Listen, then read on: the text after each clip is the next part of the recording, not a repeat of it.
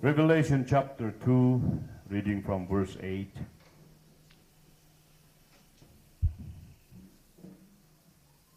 From verse 8 to 10. Revelation chapter 2. And unto the angel of the church in Smyrna write, This thing saith the first and the last, which was dead and is alive.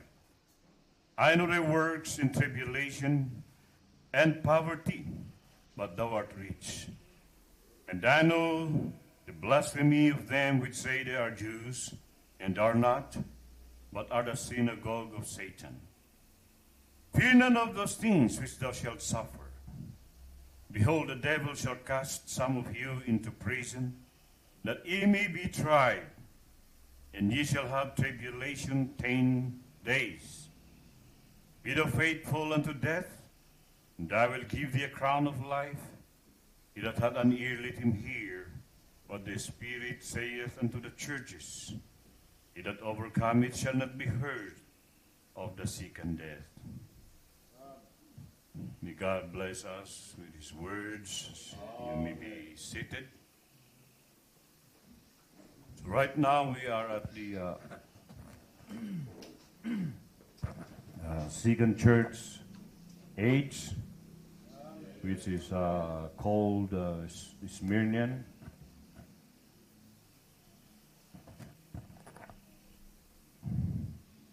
Which derived from the city of Smyrna. Just like in our first edition topic about Ephesians, it was derived, or it was related in the condition of these cities itself. Kung bakit tinawag na mga ganyan na pinangalan sa mga pangalan, it's not a coincidence na itong 7 siyudad na ito ay nasa isang lugar o isang bansa. And the spirit or the condition was copied or related sa mga pangyayari or happenings, events in the history of the church. Ito ay parang history na kaganapan sa iglesia. History siya, pero talagang ito ay totoo na pangyayari na kung saan ay naganap sa tinatawag na Christian era or kapanahunan na nagdaan hanggang sa ngayon sa iglesia. Okay, so ang kapanahunan ito ay nagsimula, of course. Alam niyo kung bakit, I believe isang dahilan kung bakit ginamit ang salitang candlesticks, sapagkat yan nga ang kandila na uupos.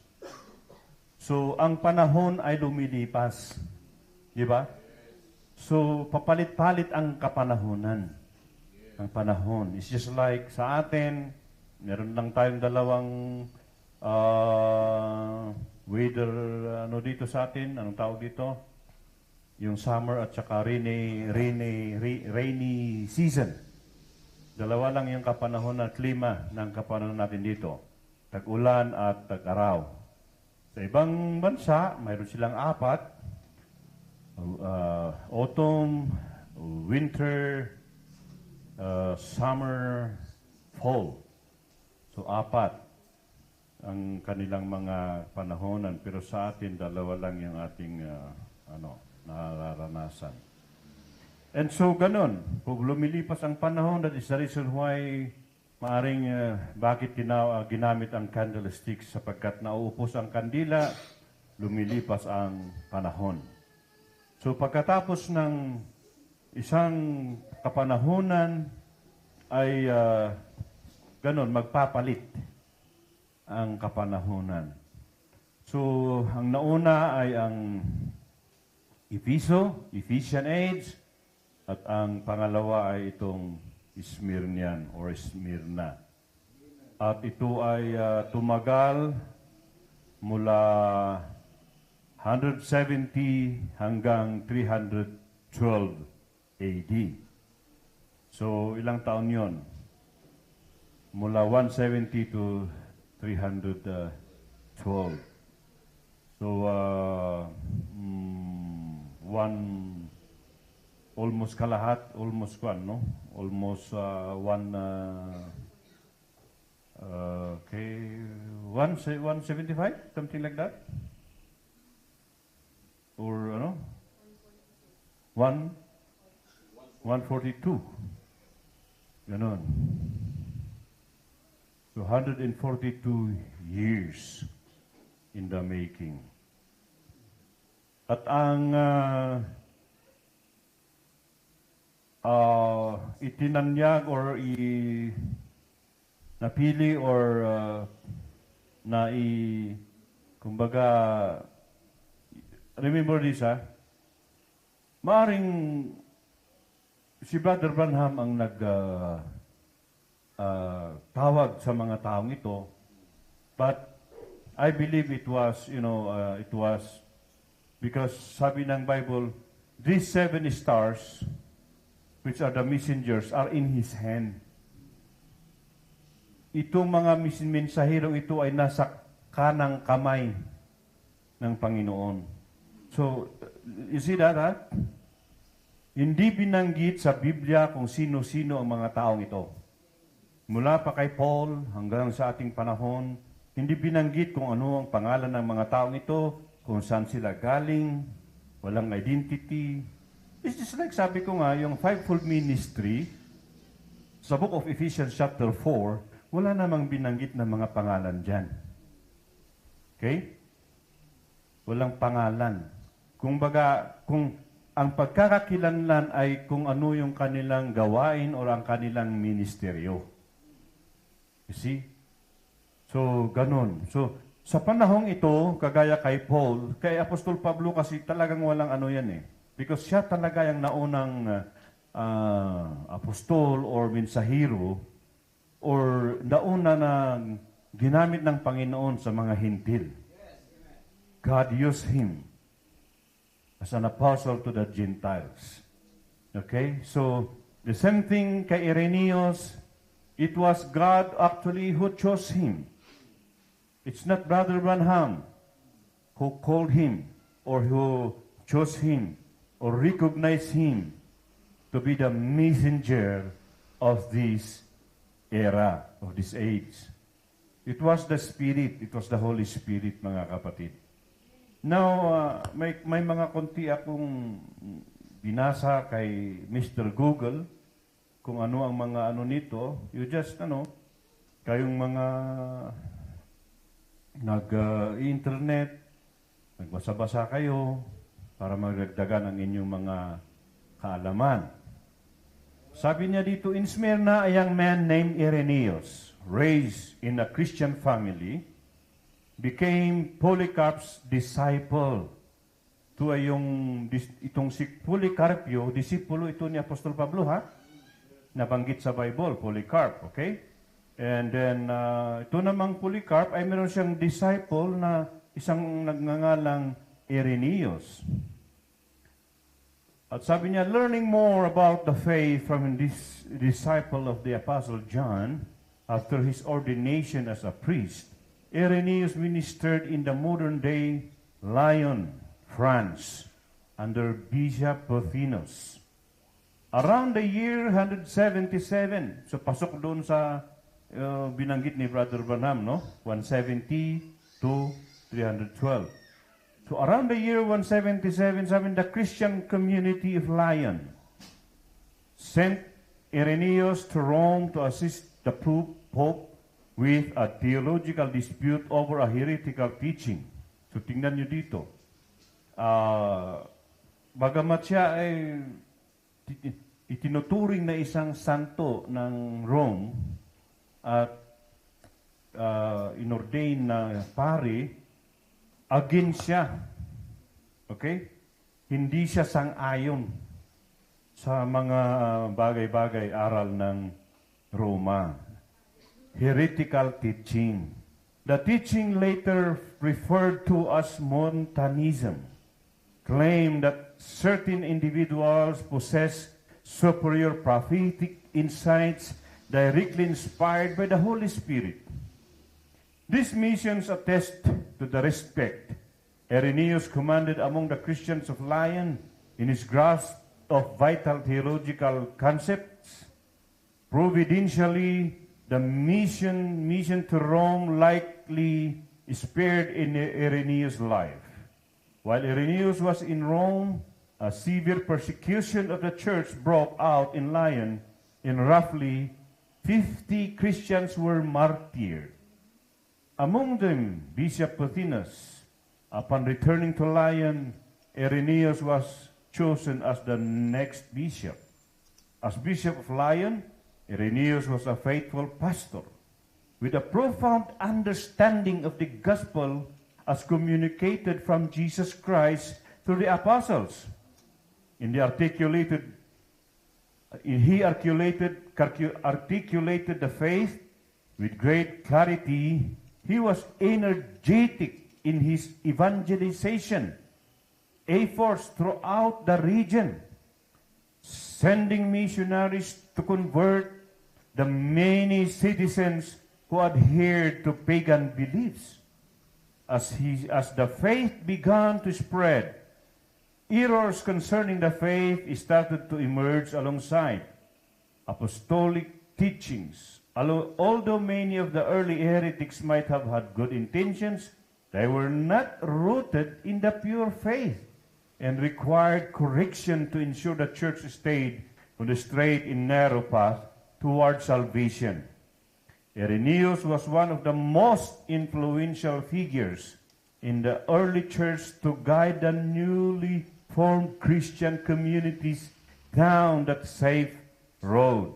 He is specifically known for two of his surviving writings against heresies and demonstration of the apostolic teaching. These two works constitute what is considered the very first catechism of the Catholic Church. Nais kong basahan dito yung komento ng ating propeta. Sabi niya, now we're going to start on this Smyrna church age. First, I want to break it down here on some paper that I have. Now, the second church age being Smyrna, and I believe you will agree with me, or I hope you do, or halfway anyhow, that Irenaeus was the star to the church age. He was God's messenger because he swept the country into France. Gaul, pangalan ng lugar. Down in there, and he established churches, and everyone was established upon the baptism of the Holy Ghost, speaking in tongues, raising the dead, healing the sick, stopping the rains, performing miracles daily. They know that the living God lived among the people. That was a man of God. Because Jesus said, no man can do. The people said, no man can do these works except God be with him. It was Nicodemus that told Jesus that. So, kumbaga, ito yung kategori nga na kung saan ang bakit, kung sino yung talagang parang o sino yung nagpapatunay na sino yung itinatayo ng ating Panginoon para kilalanin na mensahero ng kapanahunan. Especially kung ang number one ay kung paano sila manatili sa salita. sa Ebanghelyo. Yan ang number one na category. Those who really stay with the Word. So, and then, gaya ng, just like we have read, that he really demonstrated the power of the gospel. Tignan nyo na. So, kahit siya ay pare na kwan, but he stayed on the Word. Mga kapatid. So, parang yung kwento ng kaibigan ko, yesterday, mayroon na kaming kaibigan na pastor, they just told the story, kilala ko yung pastor na ito, somewhere in Tabuk, ay nagkataon na binangga nitong pastor dahil nagtitinda siya ng bawang, yung naglalako. At binunggo niya yung isang kotse. Nung lumabas yung kotse ay pare ang may-ari. So hanggang sa magkakilala sila, pasensya, ay bakit, sino ka ba? Ako si pastor ganito. Ha? Pastor ka, nagtitinda ka ng bawang.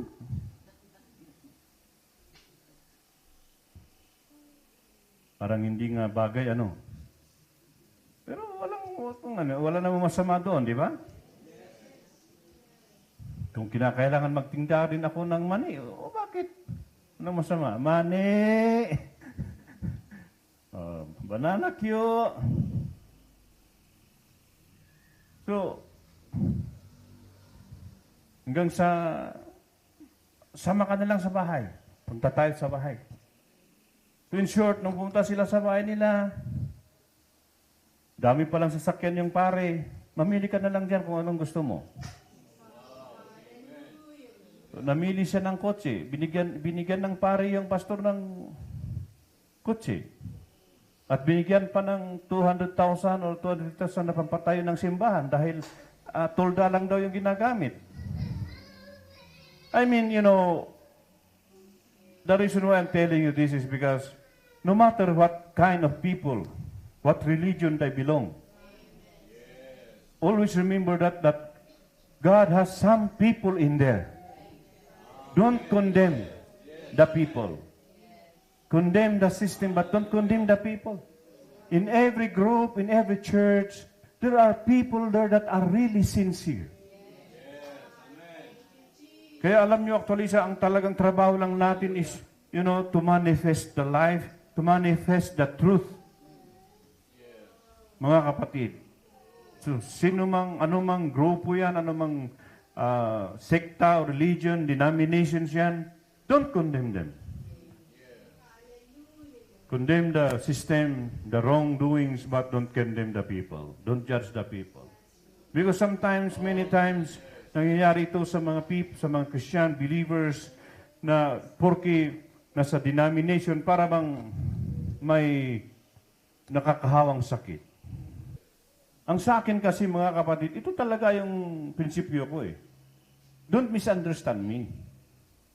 Ang prinsipyo ko, kung ikaw ang nasa katotohanan, dapat ikaw ang numero uno na magpakita ng tamang attitude. If you claim, if you believe that you are in the truth, let the truth be manifested, be shown in our lives. Sinasabi natin na tayo na sa totoo, but then, yung ugali naman natin masama.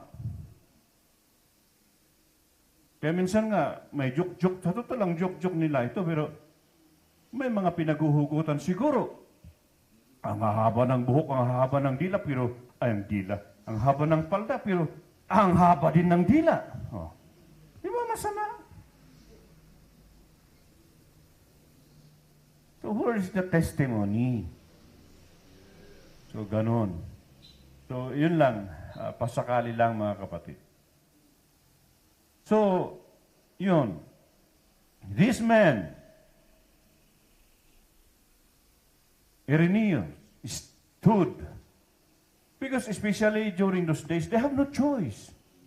Walang choice eh. Napasok sila doon eh. So sa atin, ganon din sa atin. Nung una, wala naman din tayong choice nung una. But when the truth was presented to us, that's when we need to make a choice. Di ba? Biktima tayo eh. Biktima tayo ng panahon. Kung ano man yung mga nakagisnan natin, wala. Yun ang nakagisnan natin. But when we heard the gospel of truth, that's when we have to make a choice. Ganun lang yon. So, ganito yung mga tao. Itong tao, itong si Irenaeus, minintin niya yung kanyang panindigan sa katotohanan. So, kumbaga, he was the most outstanding preacher. Kumbaga, siya yung spearheader sa Ebanghelyo nung kanyang panahon. Kaya siya yung itinanghal o itinanyag o pinili ng Espiritu Santo, Espiritu na kinilala na mensahero sa panahong yan. Okay. So, ito namang Smyrna, just like we have already talked about na isang syudad nga, the city of Smyrna was a little north of Ephesus, halos magkatabi lang yan, as the mouth of the Smyrna Gulf. Because of its very fine harbor, it was a commercial center. Tingnan niyo ito, dati maganda yung beginning ng mga ito eh. Lahat eh. Maunlad. It was also distinguished for its schools of rhetoric, philosophy, medicine, science, and fine buildings. Many Jews lived there. And they were bitterly opposed to Christianity, even more so than were the Romans.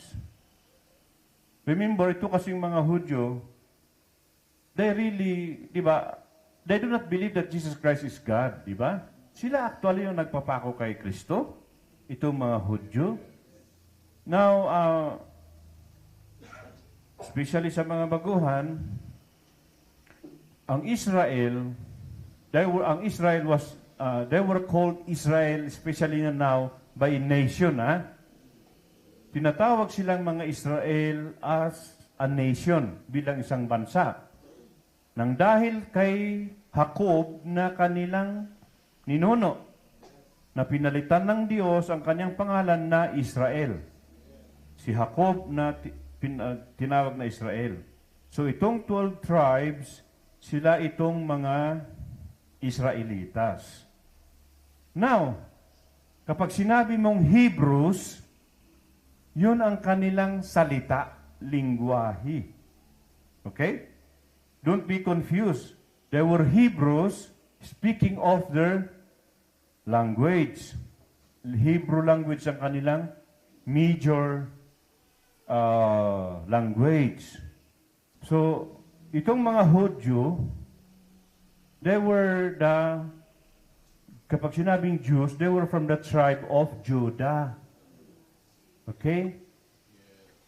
So, ang kanilang religion, ang tawag sa kanilang relihiyon na parang pinapanindigan ay Judaism. Okay? Nasa history nyo yan, kung nag-aral kayo, mga kapatid. Pero para huwag ma-confuse, sino ba itong mga Hudyo? Tumutukoy ito sa mga lahi ni Judah. But ang kanilang religion ay Judaism. So they are these people who are clinging to that their religion na yun nga, claiming to be hanggang sa yung pananampalataya ng kanilang amang si Abraham. Diba? Kaya sabi ng Panginoon sa mga Hudyo, sa mga Israeli nung panahon na yun, kung kayo mga anak ni Abraham, bakit niyo ako pinagsisikapang patayin? Sabi niya, hindi ito ginawa ng ama ninyo na Abraham. Bagkus sabi niya, siya ay nagalak. Siya ay natuwa nung kanilang nakita ang aking kaarawan. Palagay ko, nung talagang lalo silang nanggagalaiti sa galit kasi, yun nga ang tingin talaga nila kay Kristo, tao. Tao lang. Kagaya nila. Hindi Diyos. Eh, sinabi niya na, nakita ako ni Abraham. Lalo pa nung sabihin niya na, bago si Abraham, ako na. Bago pa panganak si Abraham ay nandun ako. Ha? Talaga. Eh, sino pa naman ang hindi? But you see, because God has blinded their eyes. Mga kapatid. So, yun. So, tingnan ninyo itong kaya sinabi ng propeta dito, this age is a persecuted age. Dito nagsimula actually ang tinatawag na dark ages. Malagim o maitim or pinaka malungkot, pinaka masama na pangyayari sa mga Kristiyano sa panahon. Kasi sabi niya, some of you will be put into prison because of these people who are opposed to Christianity. Remember, Christianity, sila yung mga alipores or disciples ni Kristo. Okay? They were called first Christians in Antioch in the book of Acts because it was, once again, it was not these Christians who called themselves Christians. Kami, mga Kristiyano kami, no. It was, listen to this, it was the people outside, the unbelievers, who called them Christians. Bakit? Huh? Followers of Christ. Not only that. Ano ang sabi nila? Nung gumagawa ang mga disciples ng mga himala at milagro, mga kababalaghan, nakilala nila na ito ay mga kasama ni Kristo. Kung bakit sila tinawag na Christians? Because they were doing the same thing that Jesus Christ has done. Christ-like. Yun ang dahilan. And then, the reason why also that they were called church, tinawag ni Paul silang church. Why? Because ang ibig sabihin ng church na ecclesia, ang definition niyan ay called out ones. Tingnan nito sila yung mga separated people from the Judaism and from all the systems, politics and things of that day, of that age, of that kapanahon na yan. The reason why they were called church, the church called out once. Ihiniwalay. Nahiwalay sila. See? That is really the meaning of Christians and church. Okay? So kapag sinabi mong Christians or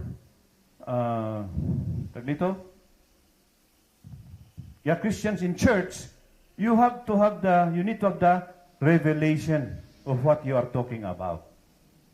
I'm Christian, he's a Christian, or they're Christians, meaning they are called at once, not by religion. Because, the reason why I'm telling you this is because almost religion today, calling on the name of Jesus Christ, ay Christian. Just like I've said. Do you know why Philippines is called Christian nation? Huh? Bakit? Bakit kaya? No. It's because of this Catholic Church. Because we are made known, we are, we are a Catholic country. And the world thought that Romanism is Christianism. But it's in reverse. Romanism is paganism. It's not Christianism.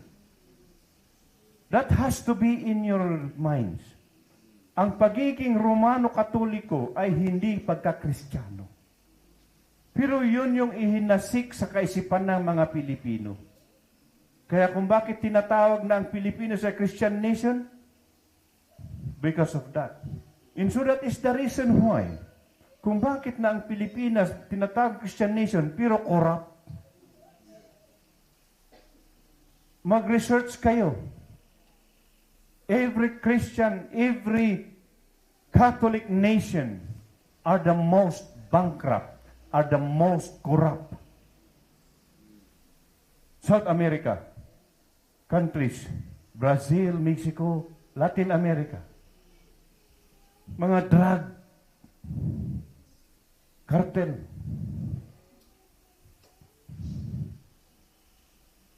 Yan ang katotohanan, mga kapatid. So we are so thankful. Really.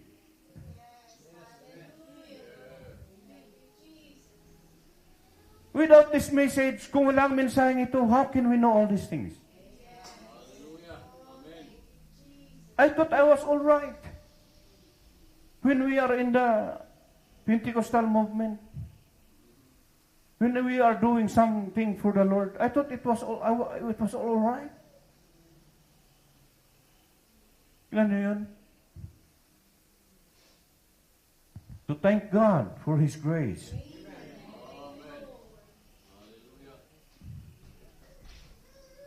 In fact, Polycarp, the first bishop of Smyrna, was martyred by the Jews.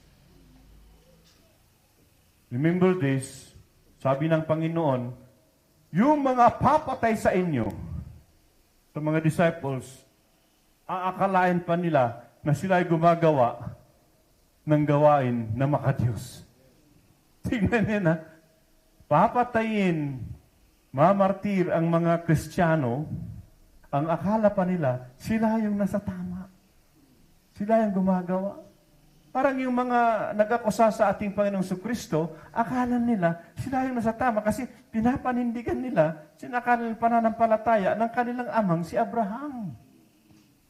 Think of that.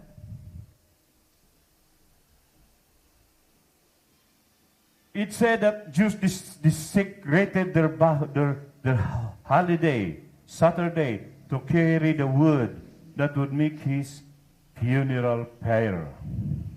The word Smyrna means bitter. Ang ibig sabihin ng salita na Smyrna ay ano? That's the meaning of, importante kasi na huwag niyong alisin sa isip ninyo ang mga meaning nito, ha? Ephesus means aimed at and relax because doon niyo matitrace kung ano yung pangyayari. Kumbaga yun ang pinaka-keyword, root word, para alam nyo kung ano yung condition ng kapanahunan. Okay? So, bakit tinawag na bitter? Bakit Smyrna? Kung bakit dapat pinagbaliktad, no? Pwede naman, di ba, 7 cities nandun sa isang bansa? Bakit hindi inuna yung Laodicea? Ha? Di ba? Why is it Ephesus first ang pagkatawag? Nandun lang naman sila sa isang halimbawa. Dito sa atin. May mga iba-ibang bayan. Bakit hindi inuna yung Trinidad? Bakit Baguio? O ganun, di ba? So, tingnan niyo kung paano ka yung pagkilos ng Espiritu Santo. Kung paano niya isinalansan. Bakit yung pangalan na Ephesus, na unang siyudad, hindi naman yun ang pinakamaganda sa lahat. Or whatever. Or pero bakit yun ang nauna? Kasi yun nga yung kahulugan. Okay? Nakukuha niyo, mga kapatid? Do you get me? Andiyan pa ba kayo? Are you following me? Ganun ba? Nanghihiram lang ako ng dialogue ng mga, So yun. That's how, tulad nito nga eh. Yung kung paano yung pagkasalansan ng Bible. Parang sa Pentateuch, Genesis, Exodus, Leviticus. Alam nga namang mauuna yung Exodus sa Genesis, di ba?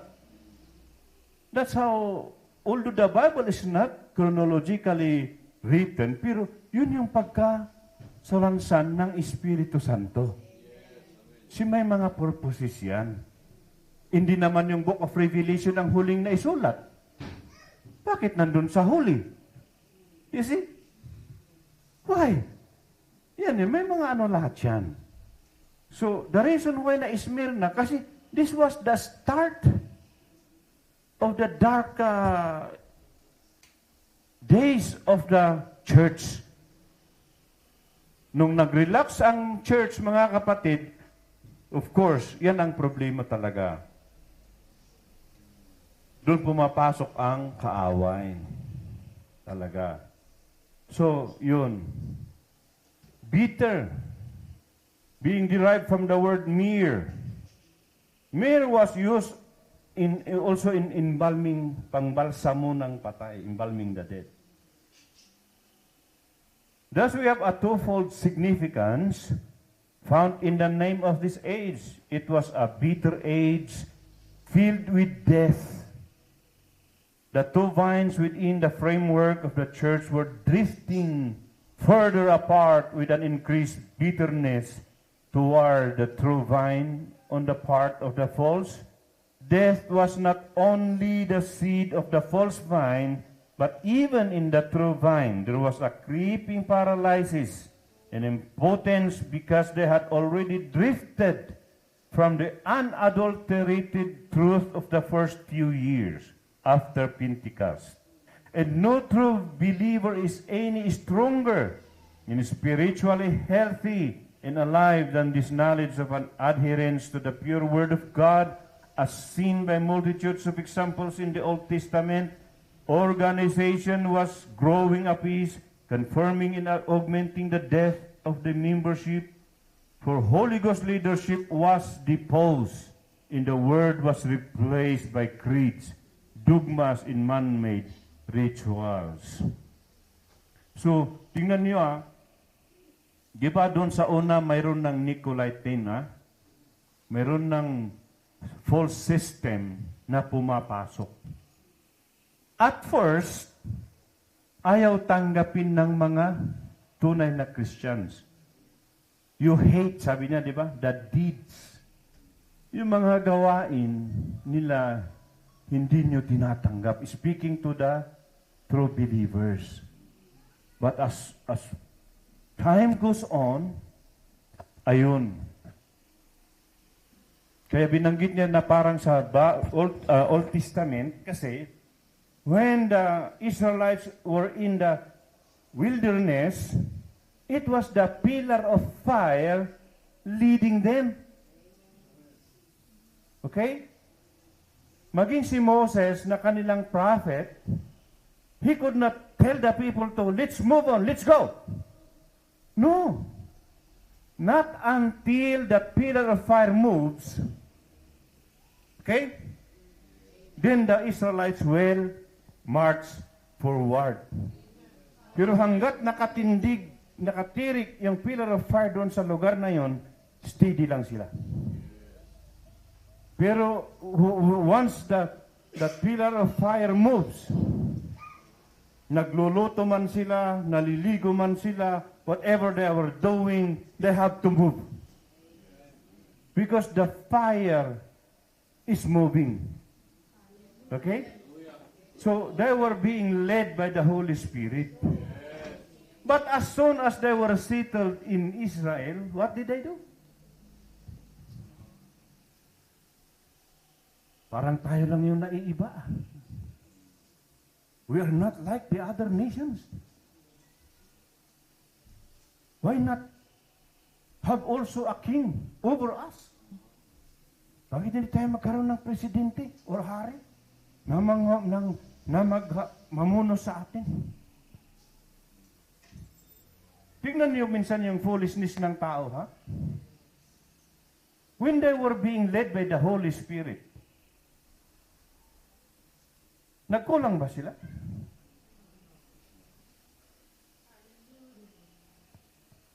Sila naman din yung lumalayo eh. Kung may dumarating na problema, sakuna, salot sa kanila, it's because they are turning back away, their back from God. That's the reason that they were being punished. But as long as they were being guided and follow the fire, they were being in safety, no sickness. Ultimo mga sandalyas nila, sapatos nila, hindi nabubulok. You see that? Damit nila. Pawisan at lahat-lahat. Pero hindi nabubulok. Oh my. Why? They were under the presence of the Shekinah, of the Almighty. They were being preserved. And when they were being in the promised land, oh, see? What a foolishness thinking. Gusto nang may maging kagad.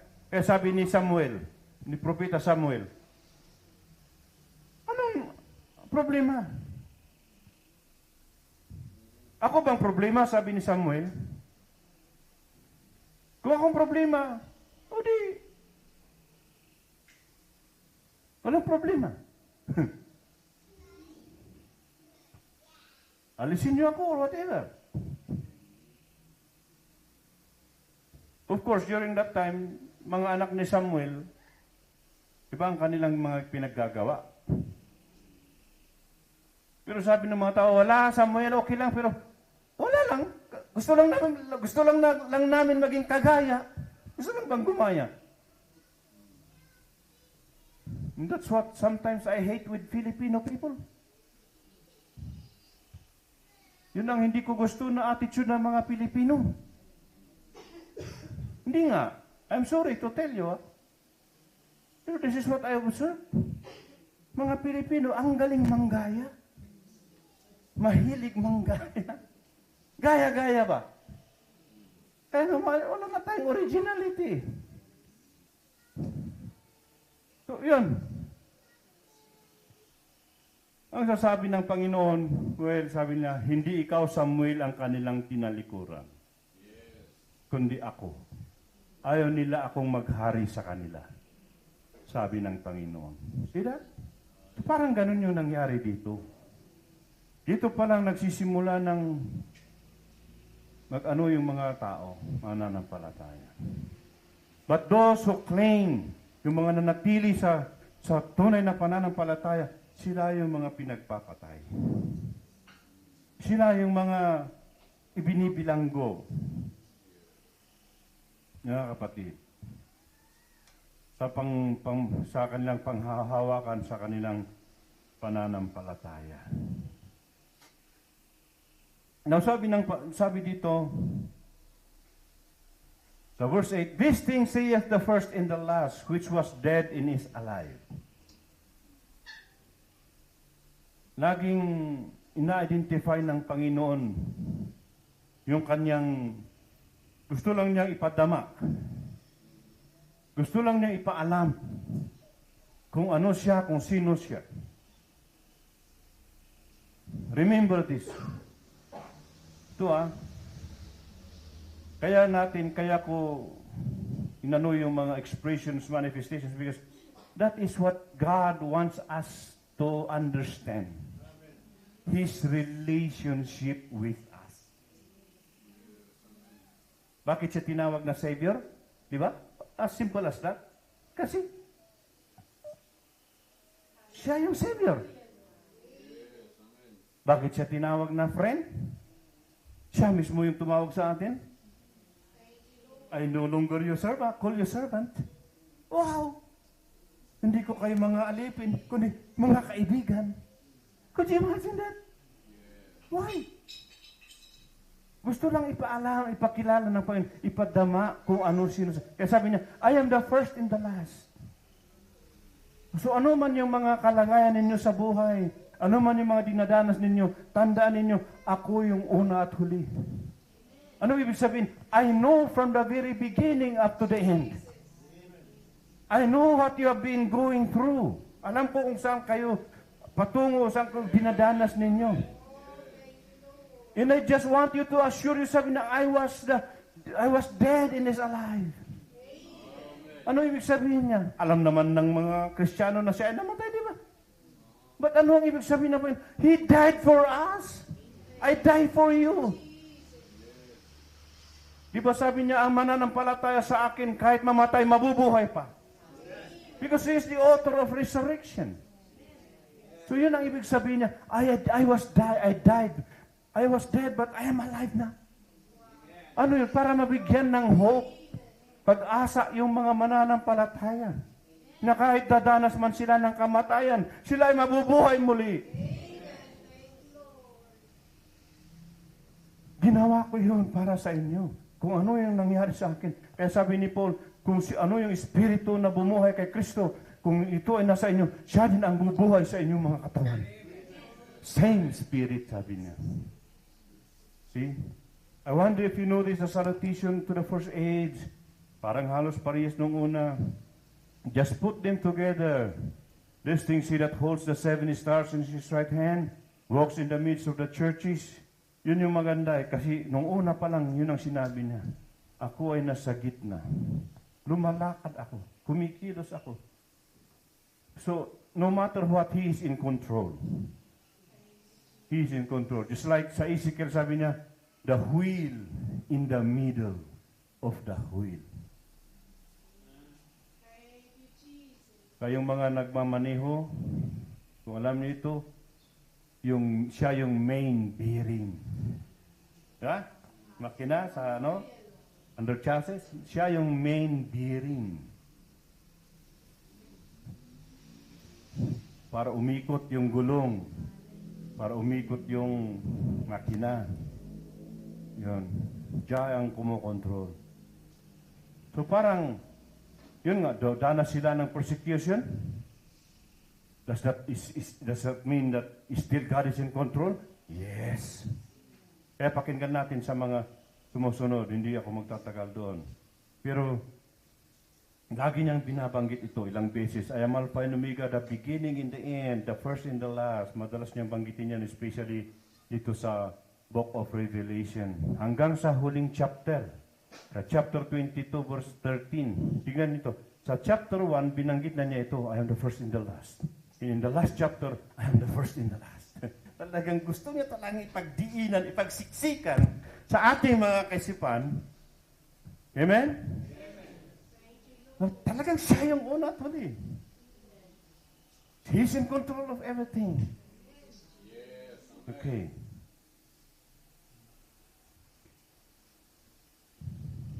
So of course, ganun pa rin. Ang main na religion sa bayang ito ng Smyrna ay, yan nga, paganism. Kasi nagsimula ang Catholicism, Roman Catholic, 325. Wala pa yung Roman Catholic Church, hindi pa na-organize yan, ha? So tignan niyo yun, no? Kaya natin sinasabi na yung Roman Catholicism ay hindi Christianism. Kasi yun nga, una-una dito sa Revelation chapter 17 and 18, she was called Babylon. Okay? At tinawag pa nga siyang Jezebel eh. Babylon. Why? Yung unang Babylon, anong kanilang yung iniwanan ni tawag nito? Ni Abraham. Sino yung nagtayo ng Babylon?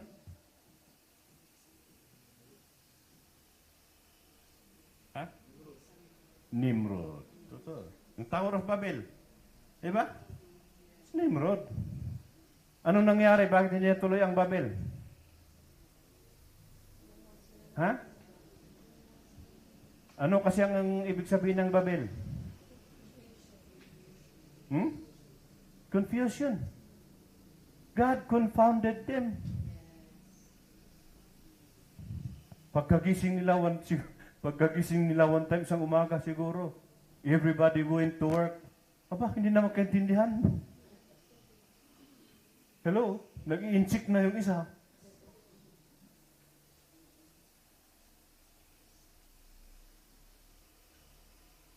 Nagtatagalog na yung isa. Naghahapon na yung isa. Ha? What's happening? Kaya, ayan, tingnan niyo na. Ano yung dinulot? Confusion. Spiritually speaking, yun, Babylon. Confusion din. Kaya dumami ang sekta, kaya dumami ang relihiyon, kasi yun nga eh.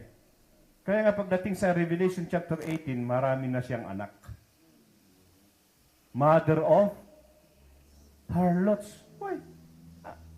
Confusion eh. Out from that religion came out different religion. Kaya anak, mother of harlots. Ayan. Okay. So, yun. The main religion is paganism. Kalaunan lang na na-organize ang Roman Catholic Church. By the way, Catholic means universal, ha? Roman Universal Church. Ganon. So, you know, sometimes, ako lang ito, ha? Especially sa mga, ito yung hindi ko maintindihan talaga. I just can't understand.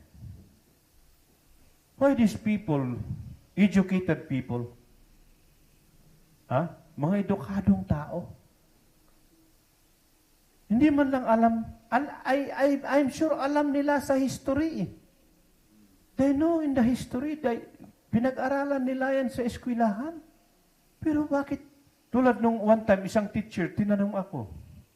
Nagulat pa ako. So, really, hindi ako nagmamagaling. Pero ang tanong niya sa akin, Pastor, ano bang ibig sabihin ng Protestant? Teacher, ang tanong niya sa akin, ano ang ibig sabihin ng Protestant? Diba? Kung medyo, ano tawag dito, kung may pagkasensitive kang tao, hindi ka ba bakit may Protestant na salita? Bakit nag-Protestant si Luther?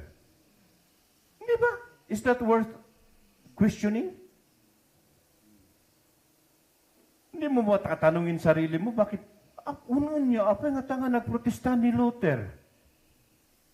That means something wrong. Apa nga okay, mga millennial, baka ninyo alam.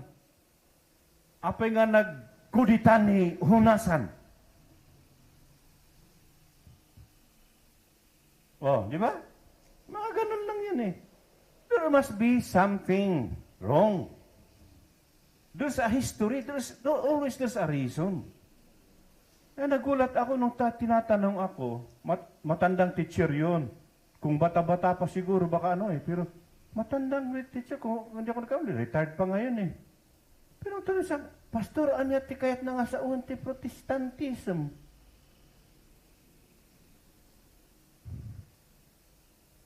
See? So ito kasing, especially, ito yung problema. Of course, yan ang ng kaaway, ayaw niyang malaman ng mga tao ang katotohanan. So kung baka talagang ililihis sila sa para hindi nila malaman ang totoo. Pero ganun kasi yung ginawa ni Luther when we go to that point Nag-search siya nagsaliksik siya Kasi mismo sa sarili niya sa kanyang pagka-faithful, sa kanyang pagka-debotado as a Catholic priest, mabigat ang kanyang puso. Something na hindi siya mapakali na alam niya na yung guilt ng kanyang kasalanan nandoon pa rin. So, naghanap siya ng pamamaraan. Paano siya how could he, unload those guilt, those heaviness in his heart, being a sinner? Ganun lang yun So, lahat ng ipinayo ng kanyang mga higher up, mga bishop, mga sinunod niya. Still.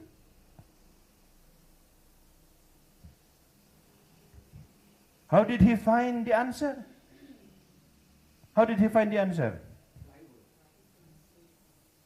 Thank God for his mother, who gave him the Bible. So So nung nabasa niya, ang una niyang binasa na, the just shall live by faith. Yun yung tumimo sa kanyang puso. Faith on the Word of God. Kasi nung panahon na yan nga, simula sa panahon na ito, ng Smyrna, na sinisiksik sa mga tao, sa isipan ng mga tao, hindi niya Biblia, kundi kung ano na yung mga tradisyon. Di ba, sa panahon pa ng ating Panginoon, sabi niya, fully you reject the Word of God. Laying the Word of God of none-effect. Di ba, ang salita ng Diyos, effective or powerful? Di ba, sabi niya, the Word of God is sharper than a two-edged sword. Pero bakit sinabi ng Panginoon, you lay the Word of God none-effect? Wala nang epekto. Bakit? Kasi sabi niya, dahil sa inyong mga tradisyon. May inyong mga kaugalian. Oo, sabi ng Biblia yan, no, pero moderno kasi ngayon eh. Yun eh. Nabubuhay kasi tayo sa modern age. Kaya, sumunod tayo sa uso. Ganun eh.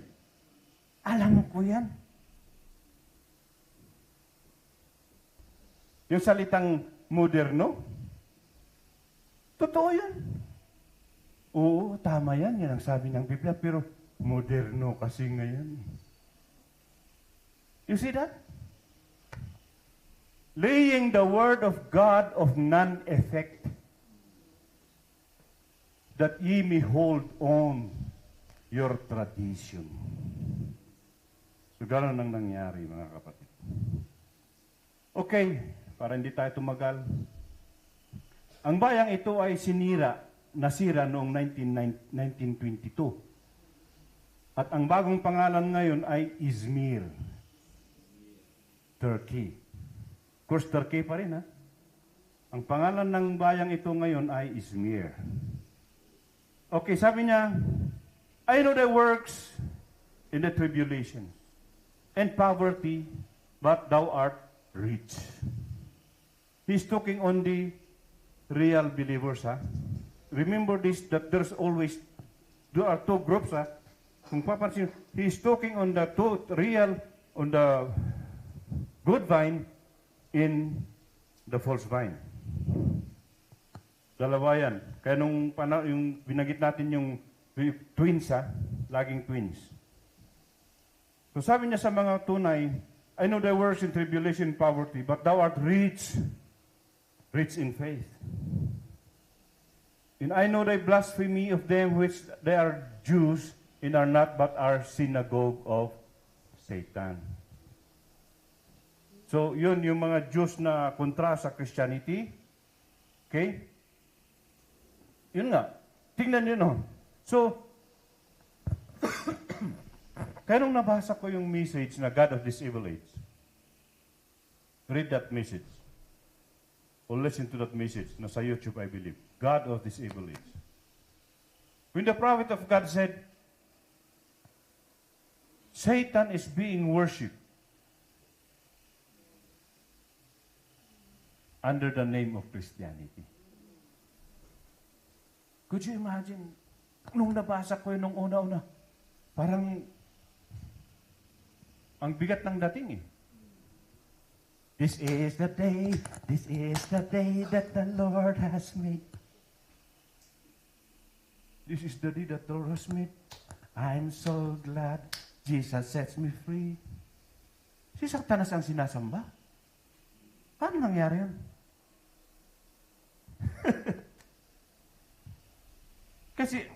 kasi ako, yun nga yung experience ko kasi. It's just like that. Bigyan ko ng example nga eh. Nung tinanong ko nga yung leader namin, Sir, bakit tanggap tayo sa Oneness? Tanggap tayo sa Trinity. Alam mo, among brother. Siyempre, Ilocano. Among brother. No, dati di Trinity. Trinity tisuro tayo. No, dati di Oneness. Oneness mo tisuro tayo. Lalo akong na-confuse. Na totoo lang. Inong panahon pa naman na medyo pumapasok na yung pagre-rebuild din sa utak ko. I want to know the truth kasi nakukonfuse ako. Ganun ba naman ang sagot sa akin? Kung pupunta tayo sa Trinitarian, Trinity ang ituturo natin. Kung pupunta tayo sa mga oneness din ang ituturo natin. Kaya nga inaano ko sa atin yung Bible, kasi yun nga sinasabi ko nga, na-train din ako na mag-preach sa Bible School. Na pwede nga akong mag-preach ng ganun. I can do that eh. Para ma-welcome lang ako. Kasi parang yun nga, kung kayo mga anak ni Abraham, bakit niyo ako pinagsisikapang mga patayin? Ano sinabi niya bandang dulo? Kayo ay sa inyong amang Diablo. Mga Hudyo. Nagkiklaim na mga anak ni Abraham. Anong bandang dulo? Mismo si Kristo ang nagsabi ha. And remember, it is the Holy Spirit is speaking. They are the synagogue of Satan. Kayo ay sa inyong amang Diablo. Could you imagine? Andun sila kada Sabado sa templo naghahandog. Di ba? Every Sabbath they were performing all the feast. Feast of the Passover, Feast of Pentecost, Feast of Unleavened Bread. Lahat yung 7 Feast of Jehovah. They were performing that. Pagkatapos nandito si Jesu Cristo, kayo ay sa inyong amang Diablo. Kung hindi ka ba naman talagang manggagalaiti dyan na, ha? After all those practices, lagi kaming pumapatay ng tupa para yandog sa ano. Binibigay namin ang aming ikapo. Lahat ng handog, binibigay namin. If you read the New Old Testament, yung practices, and then here is Jesus, you are of your father. My. Bakit? Yun nga.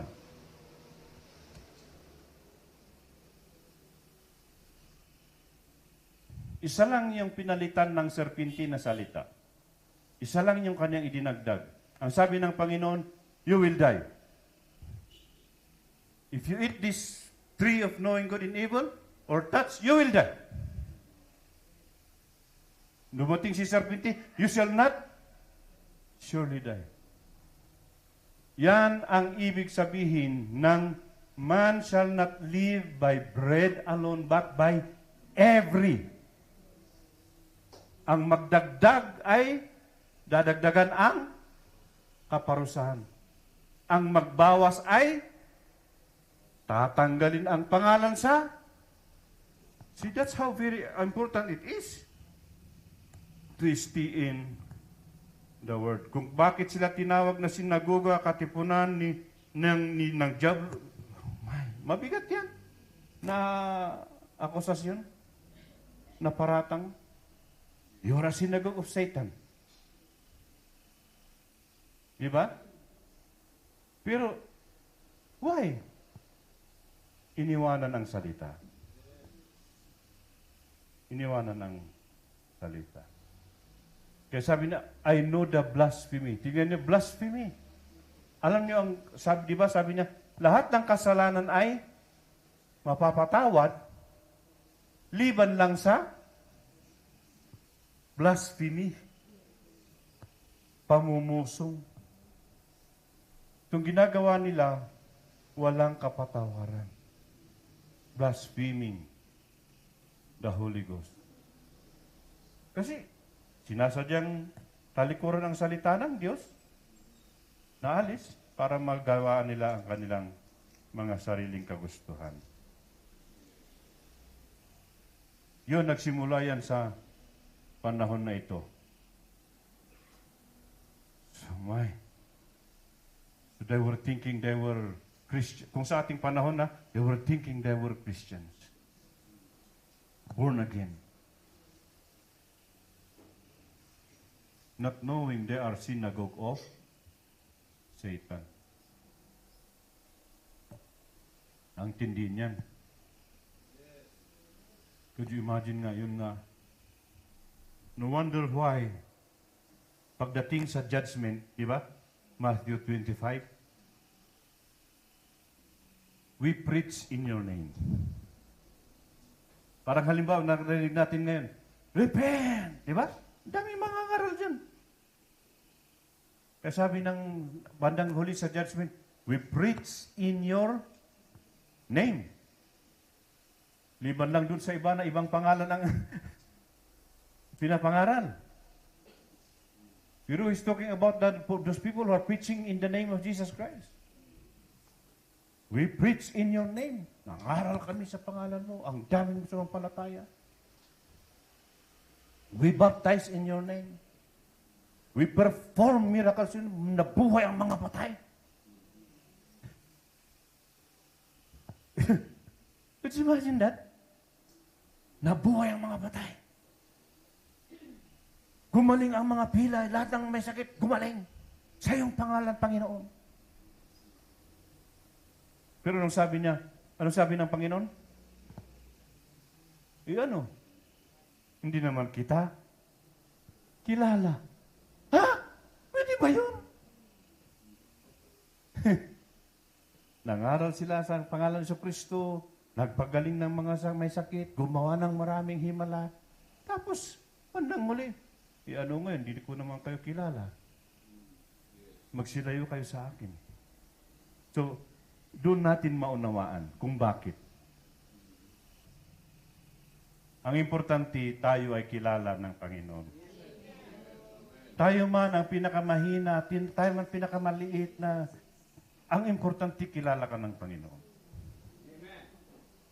Kasi ito yung malungkot dito na kalagayan eh. Hindi nila alam, sabi na kayo, sinagoga ni Satanas. They thought that they were Christians all their lives. Akala nila sila yung mga Kristiyano ng kanilang, yun pala hindi. Okay, sabi niya, you will have 10 years tribulation. Tingnan ito I know your works, I know your tribulation. Meron na nga silang tribulation, kahirapan,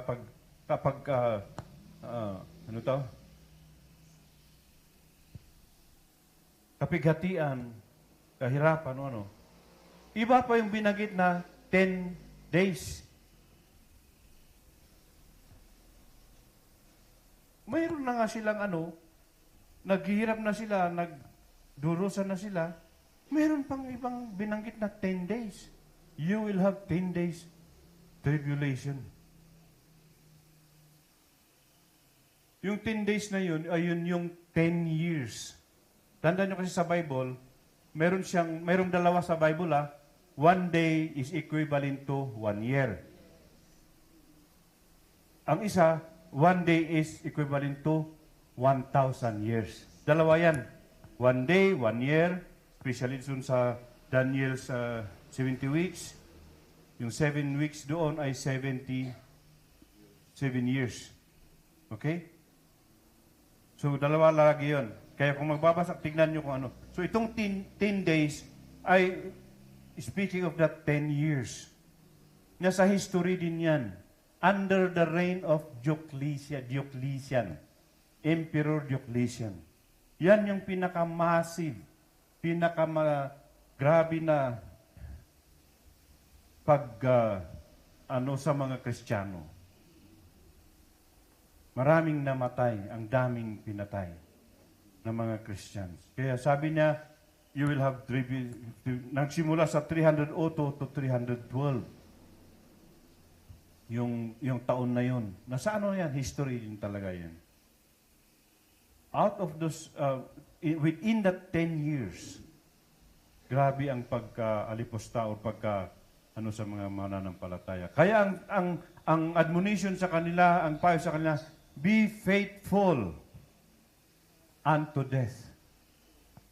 maging tapat ka hanggang sa kamata. Actually, yun yung in-explain.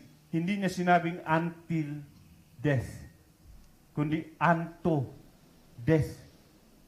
Hindi niya sinabing hanggang sa kamatayan. Pero ang sabi niya, maging sa kamatayan. Medyo may pagkakaiba kasi yan. Patuloy ka lang hanggang kamatayan, hindi ganun. Sabi niya, magpatuloy ka, maging kamatayan. Kasi pag until, maaring hindi magaganap eh. Pero ito talagang Senyor, mamamata. Papatayin ka. Dahil sa aking pangalan. Talagang, pero ito yung maganda rito, may ano lang natin, we'll come to that more. Kasi, when we compare that to those, yung four anointing nila sa Bible, for living creatures, during this time, ang espiritu na gumagana nga sa kanila ay yung espiritu ng ox, which is a laboring animal, hayop. So para bang okay lang, magaan lang sa kanila. Papatayin ka, yan o. Praise the Lord. Hindi kagaya sa ating panahon ngayon. Mareklamo ang mga mananampalataya. Pero hindi kayo ganun. Di ba? Walang mareklamo dito. Sa panahon na yan, they were under the influence of the laboring animal, ox, baka. Di ba na-explain ko na yan? Bakit baka? Tumatagal siya sa init, sa araw, pang-araro, pambukid. Ganun. So, okay lang. Pag pinapatay sila, they were rejoicing pa nga eh. Instead na mag-complain, instead na magreklamo, instead na umiyak sa Panginoon, Panginoon, bakit? Pero kung babasahin natin ang history, natutuwa pa sila. That they were counted worthy. Nung pinatay si Pedro, ipapako, di ba? Ipapako sana si Pedro eh. Tandali lang mga kapatid, bago niyo ipako, meron kang isang request. Ano? Ipako niyo ako patiwarik. Hindi ako karapat-dapat na ipako kagaya ng ating Panginoong Kristo. You see? Siya pa yung nag-request. Pako niyo patiwarik. Hindi siya nagreklamo. Talagang, siya mismo actually. Alam niyo ba yung history niyan? Pedro? Nung hinahanap siya, tago siya ng tago. One time, nakakita siya ng vision. Sa lubong niya si Kristo. Oh, Panginoon. Nandito ka. Oo. Bakit po? Nandito ako para mapapako para sa'yo. Ha? Bakit? Ayaw mo papako para sa akin. Hindi ako nila papako para sa'yo uli. Ang ginawa niya, siya na mismo yung naghanap sa mga naghahanap sa kanya. Dito ako, mga kapatid. Hey. I'm ready. Pero sabi niya, huwag niyong ipako ako kagaya ng Panginoon. Ipako niya ako patiwari. So, pinako siya patiwari. Balik natin. So, tingnan niyo yun. Yung salita, be thou faithful unto death. Talagang, bakit? Kahit mamamatay, naging tapat pa rin. Because, ano sabi niya? I will give you the crown of life. So, tingnan niyo yung positive thinking na binigay ng Panginoon. Magpakatatag ka lang. Maging kamatayan. Kasi, bibigyan kita ng buhay na walang hanggan. Amen? So what? Diba si Apostol Pablo? Hinamon pa ang mismo siya yung naghamon ng kamatayan.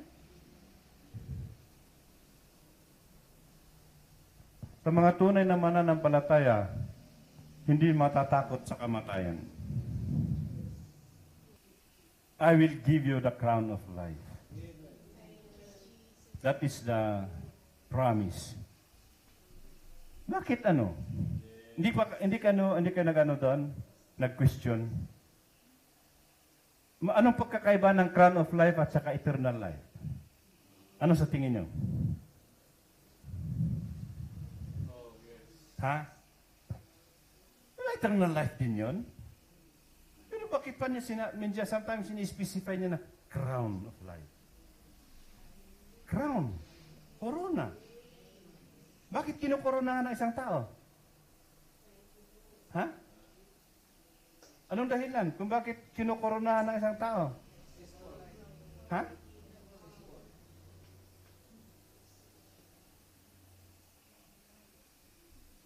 Bakit binibigyan ng plaque?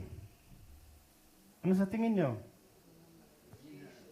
Bakit binibigyan ng ano pa yan? Yung trophy. Why? Di ba?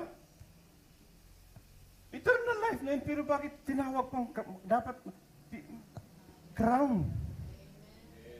Ano yun? It was a symbol. Kaya sabi niya, ang magtagumpay. Amen? Kasi nagtagumpay ka. Kaya bibigyan ka ng puto, ng corona. Because you, nagtagumpay ka eh. Bakit ka bibigyan ng reward? Because you overcome. You succeed. Di ba? You succeed. You fight. You fought. Kaya sabi ni Apostol Pablo, I have fought a good fight. I have run the race. I have finished my course. Therefore, a crown of life awaits for me. Alam naman ni Apostol Pablo yun eh. Na mayroon siyang eternal life. Pero bakit? A crown of life awaits. At hindi lang sa akin, sabi niya. Kasi sabi ni Paul, not only to me, but to all. Bawat isa. Wow. Why? It shows na nagtagumpay tayo. Amen. Hallelujah. Could you imagine that even the 10 years tribulation, talagang sinabing, unto death kayo, ha? Kung tayo kaya ang pagsasabihan ng ganyan. Be faithful unto death! Pero ano pa man, it is the Holy Spirit, it is God that will give us the enduring. Yes, actually, siya ang nag-inject sa atin ng anesthesia. Para hindi natin maramdaman. Gaano mang pait, gaano mang sakit, hindi mo mararamdaman. Amen? Because you are vaccinated with the Holy Spirit. You are given the anointing to endure. Amen. And then lastly, sabi niya, he that hath an ear. Ito yung lagi kong binabanggit, mga kapatid, na blessed are your eyes. Amen. Hallelujah. Walang makakaintindi nito, liban lang bigyan tayo ng banal na Espiritu. Wala. Walang makakaintindi, walang makakaunawa. Kahit ano pang gawin ko dito, o kahit sino pa, palitan nyo nga si Pastor Dan, hindi nga si Pastor Maturo na, kahit sino pa yung pinakamagaling, without the Holy Spirit. Wala. We can never ever understand. We can never ever comprehend. Tumaring magkakaintindihan tayo, halimbawa, verbally. But when it comes to really, kaya sabi niya, what the Spirit saith. Tandaan po natin, it is the Spirit speaking. Kaya yung una pa lang, yung introduction natin, I was in the Spirit. Because we need to hear it from the Holy Spirit. We can understand it intellectually, verbally, sa sino mang mangangaral, magtuturo. But without the Holy Spirit, yun ang sinasabi niya na lagi kong binabanggit. Blessed are your eyes. Kapag nananalangin ako lagi pag sa preaching, not what I want to see, to say. Because sabi niya, what the Spirit say yes. Kung ano yung sasabihin ng Espiritu. Let the Spirit speak into our hearts. In by Spirit also, we understand. By the Holy Spirit. Kaya sabi niya, get in. I was in. Hindi nakita ni John lahat ito. Mga vision ito ni John, ha? Hindi niya ito nakita. Although, yun lang, vision ni John, pero revealed to us in the last days. Kasi hindi ito ni-reveal kay John eh. Nakita lang ni John ito. Pero hindi na-reveal sa kanya. Lahat-lahat. Kay Paul. I mean, nakita ni John pero hindi niya ini-reveal. I mean, baliktad. Nakita niya ito pero hindi niya ini-reveal. Kaya bandang huli sabi niya, silyuhan mo. Huwag mong sabihin hanggang sa tamang panahon. Ito yung tamang panahon. Panahon ko ito. Amen? Lahat. This is your age. This is your time. This is your moment. Panahon natin to. This is the moment. This is the time. Na ang lahat ng ito ay may hayag sa atin. Isinikrito sa kanila. Maging si Paul, nakita niya ito eh. Si Daniel nakita. Pero laging bilin sa kanila, silyuhan mo hanggang sa tamang panahon. Amen? Hallelujah. Tumayo tayo mga kapatid. Grabe ito. Sa totoo lang, siksik. Siksik sa kapahayagan.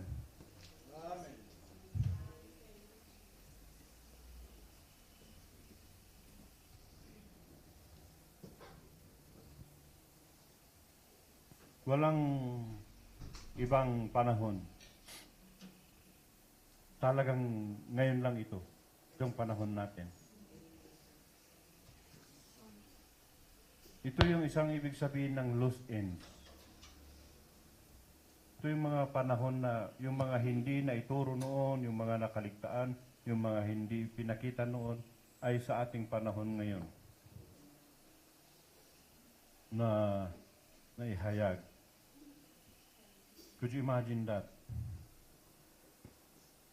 When that angel, kaya sabi niya sa Revelation 10, in the days of the voice of the seventh angel, when he shall begin to sound, the mystery of God shall be finished. Nung bumaba yung anghel, di ba dati nakasara? Amen?